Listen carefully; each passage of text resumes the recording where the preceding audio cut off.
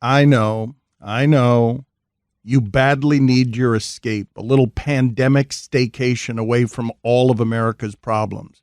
You want your fantasy football, and you want your fantasy, period. And your medicine, your respite from months of sea to shining sea sickness, arrives this weekend in an avalanche of wonderful football. God bless America. But as our country's history records the victims and the complicit in real time in a way that can't be whitewashed like the school textbooks we've always given our children, it should be forever noted that it was a United States Army Green Beret who first suggested to Colin Kaepernick that kneeling was the most respectful way to request police to stop being so brutal to black people, a long time before protesters would take to the streets a lot less quietly and a lot less politely. Nate Boyer, who did multiple tours for the Army in Iraq and Afghanistan in 6 service years, was so angry that Kaepernick was sitting on the bench during the national anthem that he wrote Kaepernick an open letter in the Military Times, and Kaepernick was moved enough to reach out and meet him for guidance. So Boyer explained to Kaepernick that a man kneels to propose to his wife, kneels to be knighted, kneels to pray before God, and that soldiers kneel at the grave of brothers and sisters who have died in combat. Kneeling can convey a lot of things, ranging from love to humility to grief, Boyer explained, but it does not ever seem to convey disrespect. So Kaepernick did what too many people, but especially the NFL's owners, wouldn't do for him. He listened, and then he knelt. Regardless, once it was weaponized and all the angry noise started, Kaepernick somehow made the improbable journey from requesting decency and humanity and respect for black people to disrespecting our military. This ignores a lot of things, including the God Bless Our Troops written on a football Kaepernick signed for one of Boyer's charities, but it is always easier to look somewhere else, anywhere else, than it is for our country to stare in the mirror at the racism that represents its original sin. You see that now from all the loud people eviscerating the NBA's wokeness by suddenly pretending to care about China's human rights violations, only and exclusively so they don't have to care at all about the black human rights violations so much closer to home. You heard it Thursday night, too, just before Chiefs-Texans, during a benign moment of unity, the players locking arms on the field to show that we're all in this together, the fans of football's champions booing to show that we are most decidedly not, and then resuming their tomahawk chop. I bring all this up as football returns because so many credible news outlets are now reporting that our country's president, the commander-in-chief of the world's biggest military, doesn't seem to understand the rewards of fighting for freedom and calls fallen soldiers losers and suckers. Now that, if true, is indisputably disrespecting our military, a disrespect so profound and insulting coming from him that there isn't enough fabric in the universe to camouflage it in any kind of flag. Maybe you quibble with the reporting or the fake news media in general. It hurts me to my core as someone who cares about journalism that this particular president has been able to take such a hatchet to journalism's credibility the last 4 years, and it makes me fear what a more sophisticated leader could do to finish this job.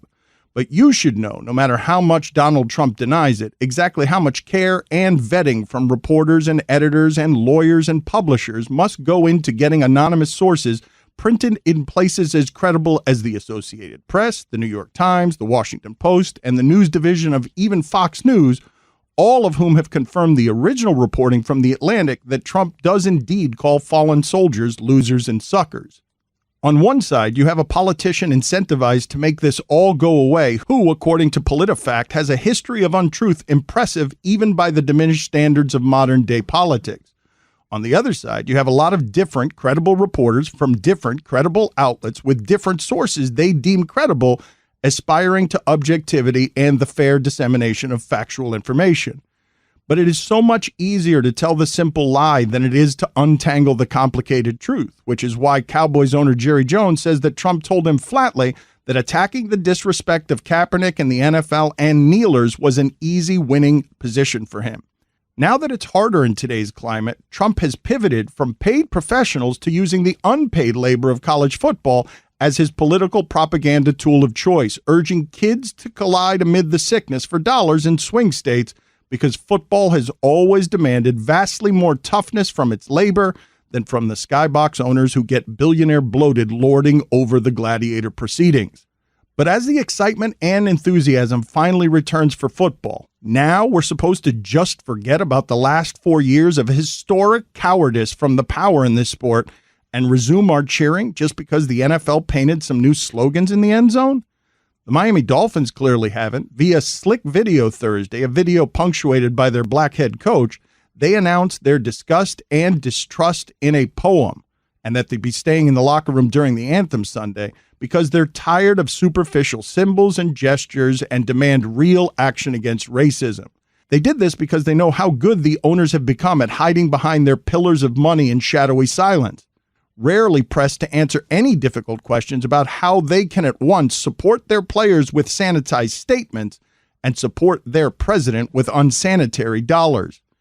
When Kaepernick knelt, we all saw where and how the NFL stood on this. It echoes and haunts even 4 years later, the unprecedented way Kaepernick suffered the strangest of career-ending knee injuries. No amount of jellyfish flip-flopping from the league changes the following. Kaepernick is back in Madden now, raising a black fist no less, but him being part of EA Sports It's in the Game isn't the same as being in the actual game, no matter how realistic we can make the virtual today. The NFL owners not only refuse to be on the blackballed Kaepernick side regarding protests and decency, but exercised an obvious institutional pressure on him and his peers against it, choosing en masse to kneel before Trump instead. These men, with all their power and all their FU money, either didn't have the stomach for any kind of public fight or chose the entirely wrong side, and they did so for 4 damn years while Trump was at the height of his powers, but they were also at the height of theirs. That the NFL has totally about-faced on this issue is not an act of nobility or to err as human epiphany. It is the spineless swaying where the day's wind blows because of the unrest in their huddles, in their banks, and in their streets. Even as Pinata Roger Goodell goes on an apology tour on their behalf, Kaepernick remains unemployed. The Dolphins are wondering, how can these two quiet owners be trusted to exert their power over anything problematic in America when they can't even get Kaepernick a job in their own sport? Because it's so much easier now, and because their young star quarterback is black, the Baltimore Ravens can now send out a team statement on company letterhead detailing the bullet points on action to fight racism. But their owner's the same guy who said pray for us when considering signing Kaepernick as a backup and then didn't do it. Turn on the TV lights already and get ready for the action, because here comes our beloved king sport without Kaepernick again, grunting to push an apocalyptic 2020 like a blocking sled 1 note closer to normal, trying to give our sick, coughing country that escape elixir it junkie needs. Goodell is probably relieved that he can stop apologizing and get back to the escape of counting his sports money. But some things require more than an I'm sorry, even in the land of second chances. Some things are so wrong that they can't be forgotten or forgiven. Okay, we're doing this thing on the Suey where we're taking turns writing essays, and now it's my turn. This Andy Reid thing, I'm going to say, I know we talked about it on the local hour, but I'm going to say the thing that everyone's thinking. How are these masks that he's wearing safe? There's a big gap below it. Like, I get it. Like, science people are telling me that this thing is safe, but if just by the science of it, like the picturing the air coming out of his mouth, like it's good. If you're wearing one of those masks and you breathe, you're breathing on me. I don't care about this stupid mask. I'm with you. Like, if it was transmitted through people's foreheads, he'd be super safe because he kind of moves it out of the way. It's like a clear V. Stiviano mask is what he had on, right? Except It didn't have like vents or anything, so it was all fogged up and it was raining. Is that custom? Like, where did he get that made? Because it's like a less safe welder's mask, right? Yes, it is. Chris, do you know what an essay is? It's a short story. I mean, Dan, we're coming off your essay. I wanted the first 20 seconds of that, people to be like, wow, is Chris actually going to do an essay? And then it quickly just turned into us talking.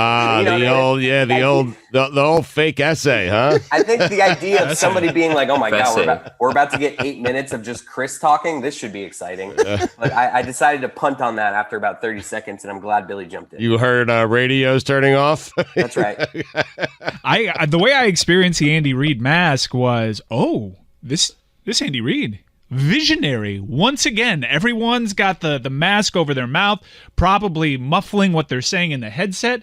Andy Reid found a clever workaround. I was jealous. I thought to myself, where can I get one of those to do the radio show so that I don't have to deal just with Stugatz's breath? Right. Oh, it's terrible, my breath these days. Somebody explain it to me, how the science of that. Like, explain how that mask is safe. So they've done studies, and it's not as safe as other masks. It's really supposed to shield from the droplets, and it has been approved. I don't know if you saw Hard Knocks, but Sean McVay was also wearing one of those V. Stivianos. But I thought legitimately, clever workaround. All right, Andy Reid. And then you realize he forgot to put the Rain-X on it, and it was fogging up immediately. Yeah, but he wasn't wearing it right, because at a certain point he had to move it so that he could see his menu. And then it's like, well, what are we doing here? It doesn't make any sense. I have some workarounds, by the way, that I've been coming up with since yesterday, if you guys want them, but we could get to them later.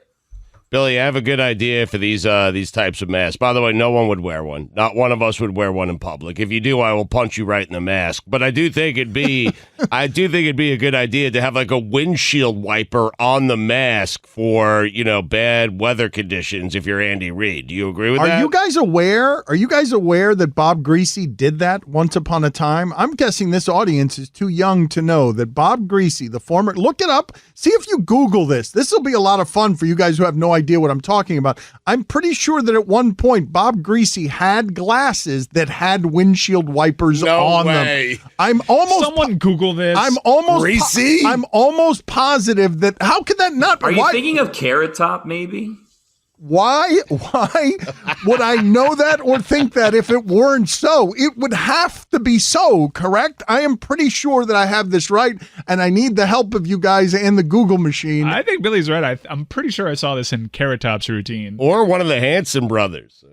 I think people might have just joked about this, because if you type in Bob Griese glasses, you see a picture. He used to wear these ridiculously big glasses. So I'm thinking maybe people used to make the joke that they needed windshield wipers, but I am not seeing any pictures with actual wipers on them, Dan. I never assume that the audience knows exactly the people it is that we're talking about. I don't know if you guys have checked out yesterday's Big Suey, but we really enjoyed what we did with Hank Azaria, Jim Brockmeyer's character. And the thing that I may have enjoyed most is the number of people coming at me not understanding the construct of what it is we were doing with, "See, Lebitard, that's what it feels like to be on the wrong end of one of your crappy interviews. I'm glad someone finally gave it to you." So I don't actually know how much of the audience knows who V. Stiviano is on first reference. Yes, Billy?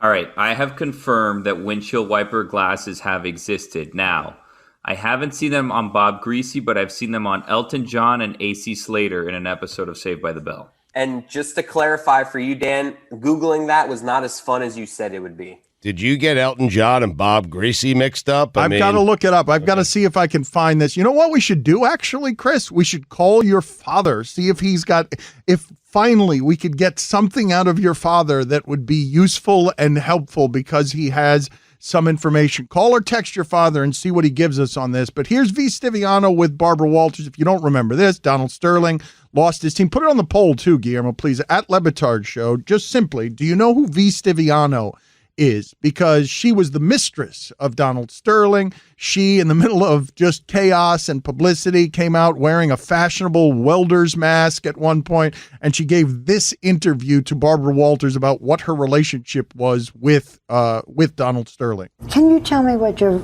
relationship with Donald Sterling is? I'm Mr. Sterling's right-hand arm man. I'm Mr. Sterling everything. I'm his confidant, his best friend, his silly rabbit. His what? His silly rabbit. His silly rabbit? Yes. Is that what he calls you? No, That's I call myself that. I see, okay. Tony roared with laughter, Mike roared with laughter at exactly the same spot where Barbara Walters' decades of journalism experience spit exactly the kind of skepticism in a small window that you needed there with his what? That's as nasty as Barbara Walters can get right there. Perfect tone, all of it. It's just perfect. It's not. Play it again, Mike, just so that the people can enjoy the comedic perfection of Barbara Walters not tolerating that as an answer without, a little bit of pushback. Can you tell me what your relationship with Donald Sterling is? I'm Mr. Sterling's right-hand arm, man. I'm Mr. Sterling everything. I'm his confidant, his best friend, his silly rabbit. His what? His silly rabbit. His silly rabbit? Yes. Is that what he calls you? No, That's I what call you- myself that. I see, okay. Is what? Chris, so do you feel like you have a better answer on whether or not the mask works as part of your essay that has gone sideways? I'm doing some research on it, and I feel like it's safe. You know what? I approve. I'm Chris, and I approve of that way of wearing a mask. I'm Chris Cody, ESPN.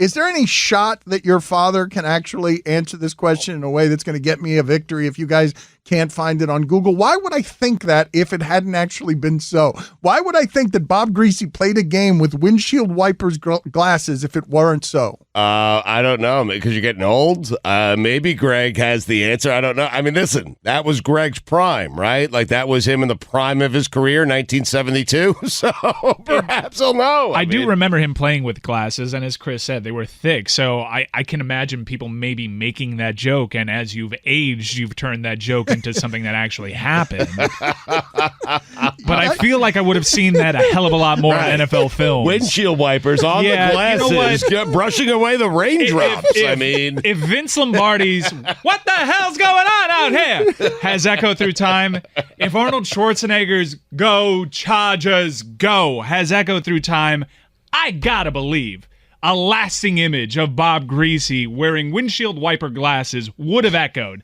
and this wouldn't be the first we've heard about it. I'm going to say you were wrong about that. You know what? You're trending right on me being wrong. But who was it? At the moment. I don't think I confused him with Elton John.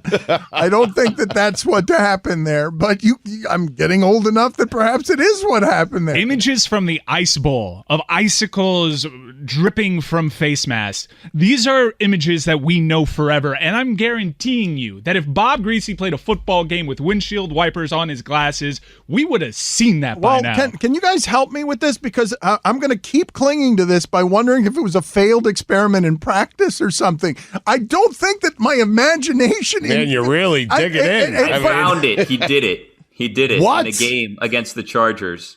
No, he didn't, but I figure if I don't say it, then we're never going to get past this. I was so relieved there. I was about to run from the studio celebrating nude. I was going to be so happy. I'm going to look it up. You guys do this show here for a second. Well, you don't trust us? I mean... He's a fully formed adult, man. Does anyone have Bob's number? Can we just text him and ask him, hey, Bob, did you ever play Actually, that's a good... you know what? I am going to call him and ask him. Well, I know that's fine. Call him and ask him, but I would like to go to Greg Cody regardless, just to see if he happens to know anything about this story. Now, if Bob says no, do we accept that answer? No, damn will not. I did talk to my dad, and he says that he definitely wore ridiculously large glasses during games, but he does not remember any windshield wipers. Yeah. My God, are you actually calling Bob Griese with this nonsense? What I would give to be in the room with Bob Griese right now. Hey, Bob, it's Dan Lebitard of the Miami Herald. We probably haven't spoken in, 15 years. No, he was at our Shula Memorial thing, and he was offended by the way that we did it because it was just a bunch of people boozing by a Clevelander pool at Marlins Park. Oh, yeah, he was at Pope Edwin, you said Shula, it was Edwin Pope. Yeah. Oh, I'm sorry. Forgive me. Thank you. No, you were right about that. We turned it into a Shula thing. The only thing you were right about this segment this year. Was Shula buried wearing glasses with windshield wipers on a rainy day? Too soon?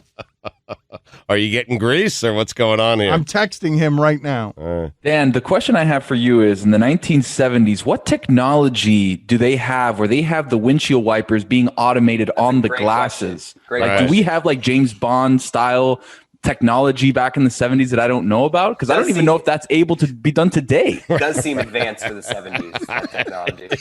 Early 70s. Can you guys explain to me, either Billy or Mike, can you explain to me?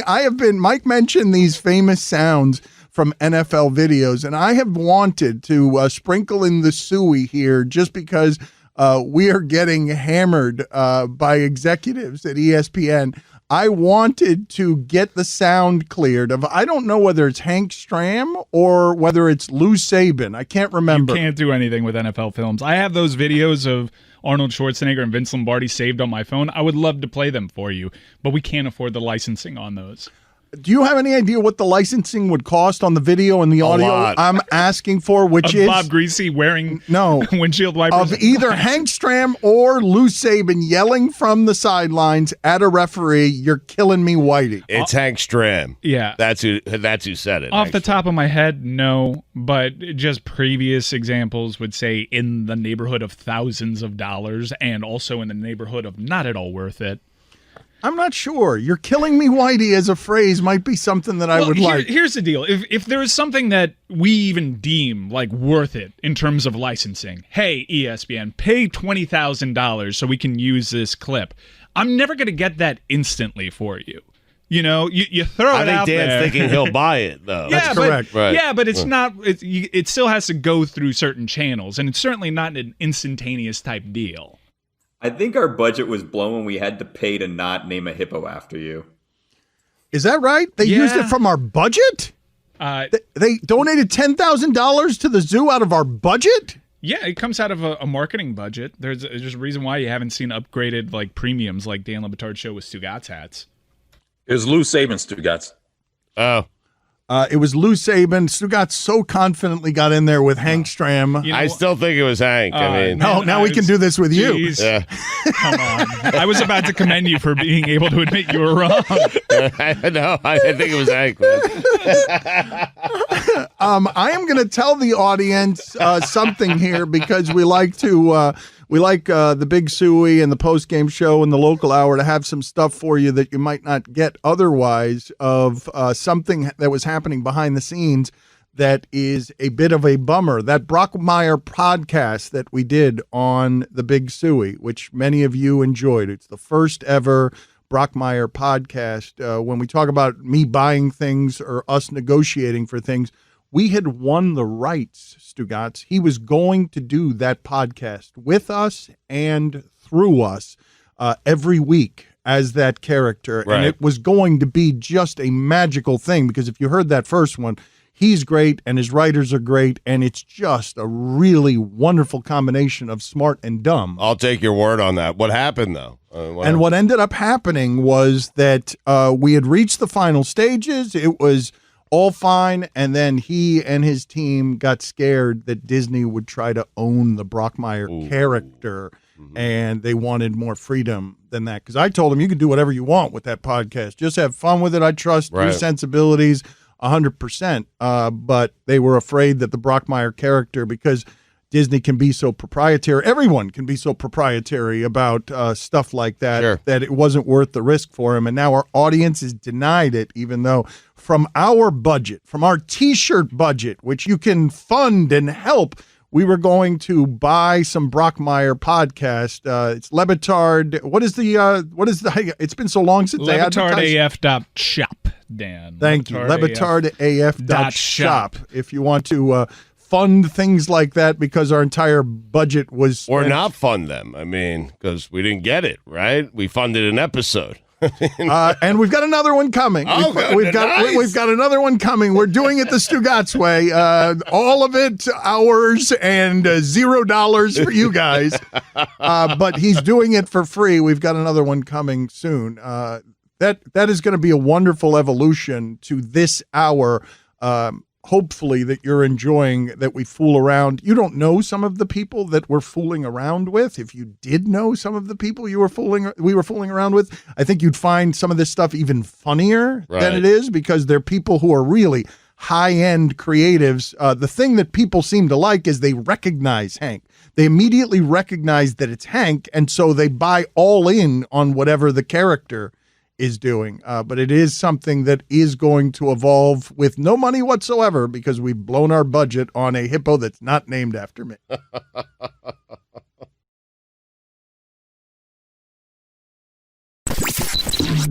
You guys have a mantra?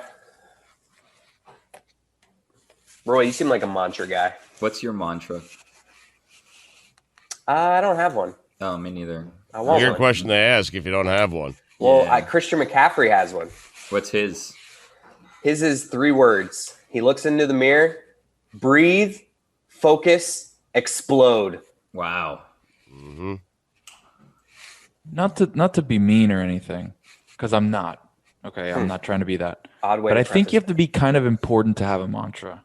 You know what I mean? Like if you're Christian McCaffrey, you can have a mantra. Something- if you're me right. or you or Right. Billy, Right. No, I probably feel not like gonna have a mantra. I feel like an athlete can have a mantra because before a game, you got to get yourself in the right headspace. I don't it's think- the jerk move, like Tony. If every morning you just got up, like because we don't. But have Tony, anything I that think we need a Tony, I mantra think for. Tony has a mantra because Tony's cool enough to have a mantra. Right. You know. I don't think breathe, focus, explode is a good mantra. Mantra's supposed to get you like focused and centered, not like rage filled and like He's a football he has player, breathe though, and Bill. focus in there. Breathe. But the explode is like Right. that's like the Harbaugh thing where he tells kids to attack the day with the intensity of 1,000 suns. Like that's a bit intense for a mantra. What would your mantra I feel be? like Tony, if he did have one, if we were doing a hypothetical one, it'd be shirtless every day in front of his mirror. He would just look himself in the eyes and say, "Dominate."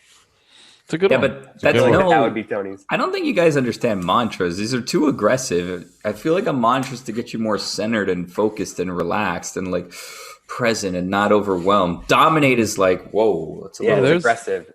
And there's a lot of like overtones to dominate. You know what I mean? Like it's stressful. But I picture you wanting to dominate each day. I do. Sometimes I do. Sometimes I don't. What a douche you are, man. Seriously. Get out of here. I mean, eat, swallow, explode. It's a Actually, good mantra for you, Chris. I was actually thinking last night what my like fat mantra would be. There it is. Chris, let's go to a local golf course and take people's money. We got to do this, okay? Me and you, just like 2 on Just 2. show You guys up, want to play yes. best ball? $50 a hole? No, Let's but go. I thought about this. Just show up. I'll dress for success. You dress just dress the way you dress, okay? Right. And I'm thinking if we go to a public golf course, you and I try to get a game, a little match going, and I point over, hey, here's my friend. That's Chris. He first time playing. He's never played before. He and I will play you, and, I don't know what we do with handicaps, what kind of game we want to play, but we go win a lot of money. And by we, I mean you, and we split it 50-50. What do you think? I love how you have them just like, this is the first time playing, and then I drive on the first hole, and they'll just be cool with It's a that. bomb. Like, they'll just be totally cool with all of it. By that time, though, terms will be agreed to, and there's nothing you can do about it. I mean, a handshake will have been made, and a bet's a bet. And so they're not going to walk away from a bet on the first hole. Once you start playing golf, you can't walk away after the first hole, Chris. I have to admit, when we first on Monday, when you were like talking about betting, and I'm like sitting there, I'm like, man, Stugotz could just be bringing his friend out right now. That's like a ringer. Like he wasn't. It was very fair. It was a fair matchup. But Oh, no, I was just, in my mind, I'm like, I think your dad played better than my friend. that's debatable. Yeah, It was me and you versus each other. That's safe to say. It was me versus you. Yes. Yeah. Yeah. You beat me. Well, my dad made he made a couple putts, like a couple 5-footers. He that I did. needed. Chris Cody's Mike. I am telling you that Chris Cody, had he practiced enough when he was younger, 100 yards in, would be on the PGA Tour right now. That's how good he is. Chris, I'm not would you joking. trade that life for this life? PGA Tour life? Hell yeah. That's my dream life. Chris, you're aware of that, right? 100 yards thank in. you, Stugotz. If you I'm aware spent that if I would have relentless, applied myself, I could have been good. well, Yes. what were you doing? Chris, you're a big failure, right? Like you Yeah. f***ed up your chance at being Yeah. something I didn't get special. good, Stugotz. Did I you know wasn't that? good at. Maybe if you had a mantra. Guys, I am wasn't- telling you that Chris Cody hits it as far, every bit as far as guys on tour hit it. He was hitting it You're a huge 320 disappointment. yards. You're aware of that, right? Stugotz, I didn't get good. I didn't get I was in the mid 90s until like my mid 20s. So I didn't I needed to be good when I was like 16 to like really take it seriously. Right, you chose the wrong sport. That's the I problem. wasn't good Earlier enough. than that. I wasn't good enough You at chose the young baseball, age. right? You blew it. You could have had a great life, and now look. That's You the are best being life, us. right? If you could be an Yeah, athlete in terrible any person. sport, that would be it, right? A golfer. I mean, that's easy, right? Like right now, if we could all do it, if we could all pick a sport to be like elite at right now, Tony's going basketball for sure.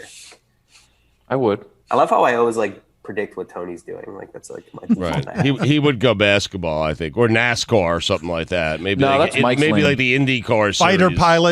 pilot, maybe. That's not a sport. Roy, you going hockey? Where are you? Maybe what are you doing, Roy? If you could go any sport, dominant athlete right now, mid bite, give it to me. Doing golf. Golf. Okay. Yeah, that's good. Golf's the easiest. I have a surprising answer. Formula One driver. See, Really? Mike is I don't a believe driver. you. You're just zigging. You're just picking a random. You're thing. Not so surprising, to be honest. No. Well, this is an example of you guys being myopic. I don't know if you guys have seen You're just doing a thing. I don't know if you guys have seen Christ, why'd we ask?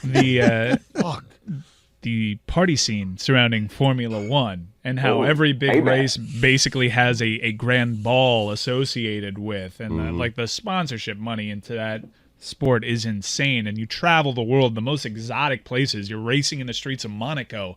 Man, Lewis Hamilton has a life. He really Nobody's living a better life than Brooks Koepka right now. Get out of here. does. Lewis Hamilton's pretty close. He is. He's won like the last 14 races. Mike is right, and he's doing it in places, Now that I put this on your radar, I know you think I'm doing a thing. Golf still for me, though. Golf is fun because you're individual, you're out there, but I do like the aspect of a clubhouse. I would say like being a tennis player, world-class tennis player is Pretty also good. pretty sweet because you get to celebrate your victories, and there's a real cool affluent party scene associated with it. But I think Formula One is it, man. Not a bad choice. I feel like if you're an athlete, you could party anywhere. Yeah. Yeah. It's true. Like if you're doing it for the party scene, you could get into any party if you're an athlete. No, because Chris Paul can't party anywhere. He's like pretty much limited to like partying half the time in Oklahoma City. Whereas Lewis Hamilton is like Abu Dhabi race, cool. Monaco race, cool. Las Vegas race, cool.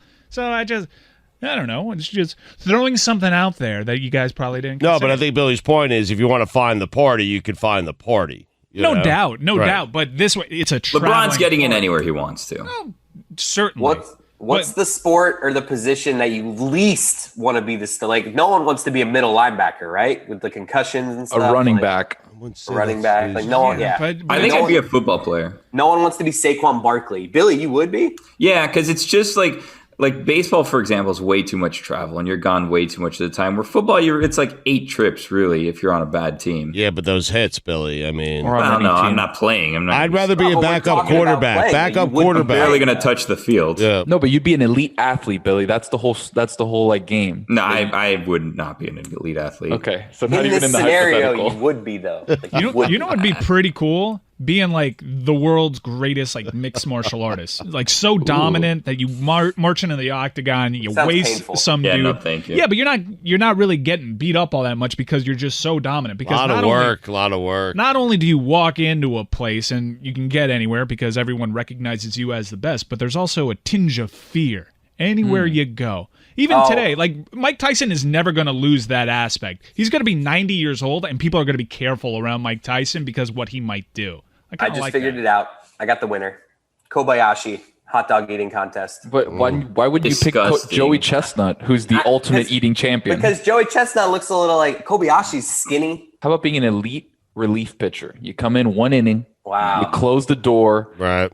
That's it. Your hater, travel. your Backup hater. quarterback, too. That's what you got, Josh Hader coming in. Is he allowed to hit yet this season? That guy, Billy. I want to examine something that you said I'd there. be a kicker. Sorry. That's okay. I just can't. Because Janikowski, look at him. He's not even like sticking to like a strict diet. Like Is he could still in just the do whatever. NFL? I think He's he always is gonna 20 be- years Hall of No, Famer. he's not in the NFL anymore. Yeah, he'll be back. Dan, he's Seattle always in the last NFL. I mean, Yeah, he'll be there. he lives there. The question I wanted to ask Billy, because I just want to make sure that I heard this right. So Mike wants to be a Formula One driver because he gets to go to cool places like Monaco, and you want to be not a football player, not because of the hits, but because you don't want to travel. You don't want to travel to anywhere. It's not that I don't want to travel anywhere. It's that I don't want it to like dictate my life, you know?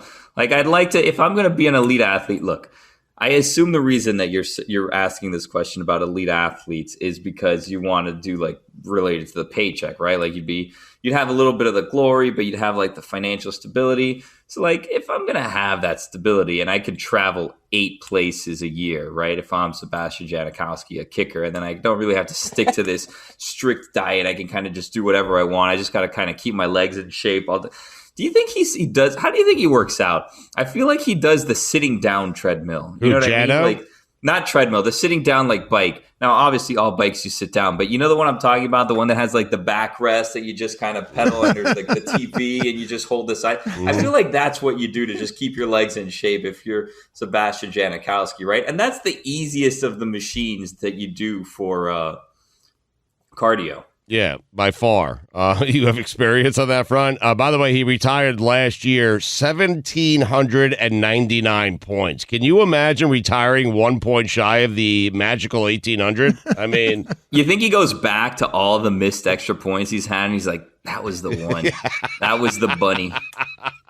I'm wondering what professional athlete you think drinks the most soda. Because when Billy was talking, I feel like Sebastian Janikowski drank like regular Coke throughout his whole career. Like right before a game, just a nice ice cold Coke. Right. It was an ice cold something else. Yeah.